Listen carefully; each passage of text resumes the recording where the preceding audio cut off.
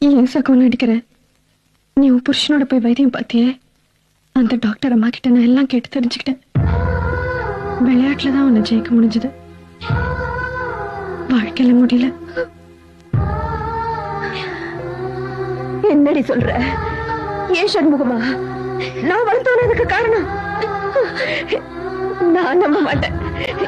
ஏன் சண்முகம் இப்படி பண்ணிருக்க மாட்டான். அவன் உன் பொண்ணோட வாழ்க்கை அழிக்கலமா, நீதான் அவன் வாழ்க்கை அழிச்ச. சின்ன வயசுல இருந்து உன் புருஷனுக்கு பயந்து பயந்து திருட்டுத்தனமா நீயா அவருக்கு எது பிடிக்கும் அது பிடிக்கும்னு கொடுத்தியே தவிர அவருக்கு எது பிடிக்கும் தெரிஞ்சு கொடுத்தியா இல்ல கேட்டு தெரிஞ்சுக்கிட்டியா? இல்ல இல்லம்மா, இல்ல.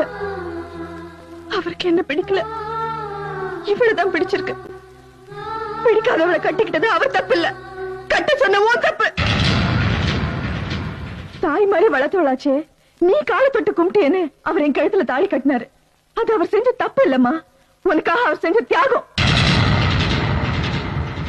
அவர் மட்டுமா? இவ நிக்கிறாள், இவ அவரையும் மிஞ்சிட்டா. கல்யாணத்துக்கு முன்னாடி என் புருஷன் நெஞ்சில சுமந்தவ, ஒரு சந்தர்ப்பத்துல அவரையே சுமந்தவ, இப்ப அவர் குழந்தைய சுமந்துட்டு இருக்கிறவ. அவர் கட்டுற தாலியை மட்டும் நான் சுமக்கணும்னு விட்டு கொடுத்துட்டா. ஏன் தெரியுமா? கல்யாணத்துல அவர் என்ன பண்ணறதுன்னு தெரியாம தவிச்சத இவளால பார்க்க முடியல, அதான் தாலி எடுத்து கொடுத்துட்டா. இதுவும் உனக்காக செஞ்ச தியாகம் தாமா. அவங்கள விடுமா. என்ன கேட்டியா? உனக்கு விருப்பமானு கேட்கல, நானும் சொல்லல.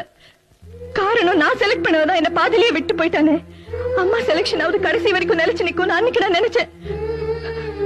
ஆனா அதுவும் இப்படி பாதிலேயே இருந்துட்டோன்னு இப்பதாம்மா தெரிஞ்சது.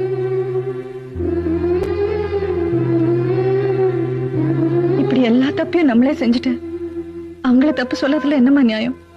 பேசாம தப்பே செய்யாத அவங்கள நீங்களே ஆசீர்வாதம் பண்ணிட்டு வாங்க போலாம்.